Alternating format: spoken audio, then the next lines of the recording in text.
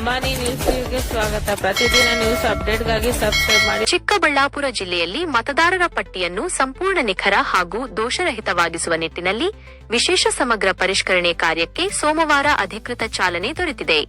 ಜಿಲ್ಲಾಧಿಕಾರಿ ಜಿ.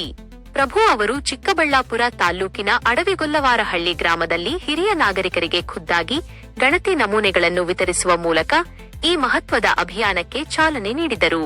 ಈ ಸಂದರ್ಭದಲ್ಲಿ ಮಾತನಾಡಿದ ಜಿಲ್ಲಾಧಿಕಾರಿಗಳು, ಪ್ರತಿಯೊಬ್ಬ ಮತದಾರರ ಮನೆಗೆ ತೆರಳಿ ಅಗತ್ಯ ಮಾಹಿತಿಯನ್ನು ಸಂಗ್ರಹಿಸಲಾಗುತ್ತಿದೆ. ಸಾರ್ವಜನಿಕರು ಬೂತ್ ಮಟ್ಟದ ಅಧಿಕಾರಿಗಳು ಅಂದರೆ ಬಿಎಲ್ಒಗಳು ಭೇಟಿ ನೀಡಿದಾಗ ಸೂಕ್ತ ದಾಖಲೆಗಳನ್ನು ನೀಡಿ ಸಹಕರಿಸಬೇಕು ಎಂದು ಮನವಿ ಮಾಡಿದರು. ಈ ವಿಶೇಷ ಅಭಿಯಾನಕ್ಕಾಗಿ ಜಿಲ್ಲೆಯಾದ್ಯಂತ ಒಟ್ಟು 1293 ಮತಗಟ್ಟೆ ಮಟ್ಟದ ಅಧಿಕಾರಿಗಳನ್ನು ನಿಯೋಜಿಸಲಾಗಿದ್ದು, ಇವರು ಜುಲೈ 29ರವರೆಗೆ ಮನೆ ಮನೆಗೆ ಭೇಟಿ ನೀಡಿ ಗಣತಿ ನಮೂನೆಗಳನ್ನು ವಿತರಿಸಲಿದ್ದಾರೆ.